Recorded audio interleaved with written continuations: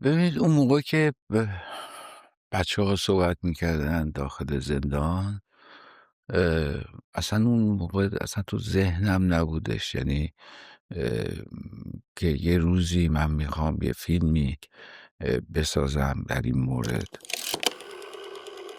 بلکه دقیقا روزی که اون در باز شد و من از در زندان اومدم بیرون، یادمه که یه سری اومده بودن برای استقبال، تعدادی از سینماگران خانواده اومده بودن. من برگشتم، دیوار پشت سرم رو نگاه کردم و دیوار بلند رو دیدم و احساس کردم که خب من الان بیرونم، بچه ها هنوز اون تو موندن و از اون لحظه یک بار سنگینی رو دوشم احساس میکردم که خب چه باید بکنم. روزا میگذشت، ماها میگذشت و این باره سنگین و سنگین میشد و تو اسم کردی که دیگه نمیتونی زیر بار این بیشتر از این باشی و یک روز بالاخره یه فکر وادار شدم که در این مورد فیلم بسازم و استارتش تقریبا یه 6-7 ماه بعد از اینکه از زندان اومده بودم بیرون خوردش.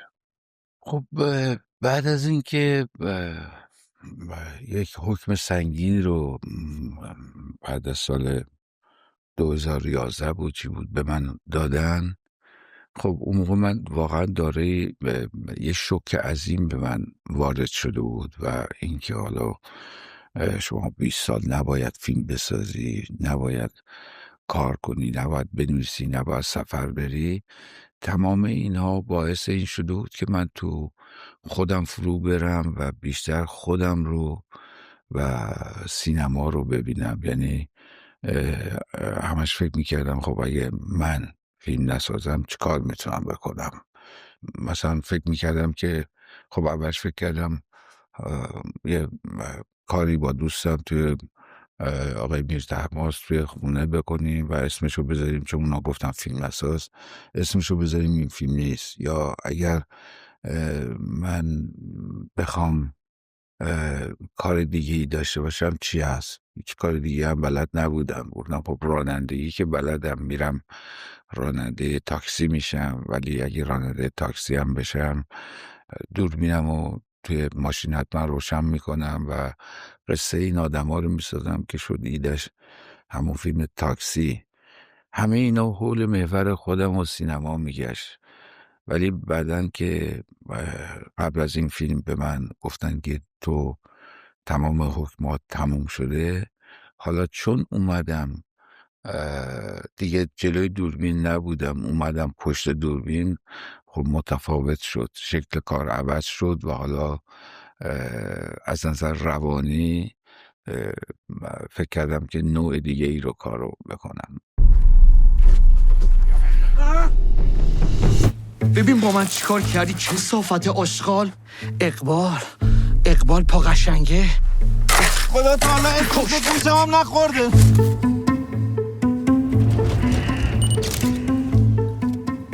پا قشنگه رو پیدا کرده. تو واقعا کی هستی؟ بعد اینکه شما رو گرفتم، بعد 2 هفته دوباره اومدن سراغ من. به جرم اجتباه تبانی و تبلیغ علیه نظام منو گرفتن. فقط میخوام کمکم کنید ببینم خودشه یا نه. که پاقورازه رو آورده اینجا. گلی یه لحظه باز کن دیگه اینا. خیلی خوب، اول باید مطمئن بشیم میگم این فقط تاثیر روانی بوده، ما از نظر شیوه کار فرق نمی کردش. یعنی که خب تو فیلمنامه‌ای داشتی میخواستی کار کنی که این فیلمنامه مسلما اینا بهت اجازه کار نمیدادن. یعنی وقتی بخوای اجازه بگیری باید فیلمنامه تو ببری بدی وزارت ارشاد بخونن، انقدر این برش میکنن، انقدر تغییرات توش میخوان که دیگه اون فیلمنامه تو نخواهد بودش. باز هم به همون شیوه زیرزمینی کار کردیم، چون دنبال اون مجوز دیگه نمیتونستیم بریم.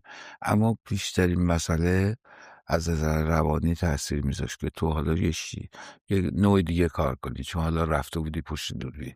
ببینید وقتی که شما بازجویی میشین، شما رو توی یه اتاقی میبرن و تو اون اتاق شما چشاتون رو چشمند میزنن و یه آدمی پشت سرتون هستش که همش ازتون سوال میکنه و شما چون حس شنواییتون و اون لحظه قوی تر از همه چیز هستش، فقط به فکر این هستید که این آدم چیه و چگونه است و آیا بیرون ببینی میشناسه یا نه. این سوالیه که همیشه با زندانی هستش و براش مسئله هستش. مسلمه که وقتی این صدا رو یک روزی بیرون میبینه، بیرون میشنوه، یک کار هیجانی رو شروع میکنه که به عواقب اون فکر نمیکنه. اما توی این برخوردایی که هستش، توی فیلم هستش، حالا اینا یواش یواش همه چی براشون روشن میشه و احساس این که این آدم یک مهره کوچیکه و نهایتاً با این مهره حالا باید چیکار کنن. آیا از این آدم باید در این دادگاهی که شما میگید تشکیل شده و بیشتر خود اینها دارن هی روشن و روشن‌تر میشه وضعیت براشون، آیا مقصر رو این آدم بدونن یا مقصر رو یک ساختار بزرگتری رو اونو مقصر بدونن؟ اگر تو این دادگاهی که تشکیل شده میرسیدن به این که این آدم رو و حالا هر بلایی سرش بیارن، به نظر من غافل میشدیم از این که برسیم به مقصر اصلی. این دادگاه اجتناب ناپذیره، یعنی حتی خود ما هم یا من، شما یا هر کسی دیگه هم در روز هر کاری که میکنیم، اگر یک کار اشتباهی هم میکنیم، در خلوت خودمون به فکر وامیدیم که اون کار درست بود یا نه. یعنی یک نوع دادگاهی برای خودمون در ذهن خودمون میتراشیم و تا احساس کنیم که چگونه هستش، یا توجیهش میکنیم به نوعی که از اون حس گناهی که داریم خودمون رو تبرئه کنیم یا واقعیت رو میپذیریم این کار اشتباه بود. خب پس اینجا هم آدم ها با طرز تفکرهای مختلف چون کنار هم گرد اومدن، چه کسی که پایبند به خشونته، چه اونی که خشونت پریزه، چه اونی که یک کارگر ساده است، چه اونی که اصلا تو این مسائل نیست، اینا بینشون صحبت میشه، کنتاکت به وجود میاد و از این راه تازه واقعیت ها براشون عریان‌تر میشه.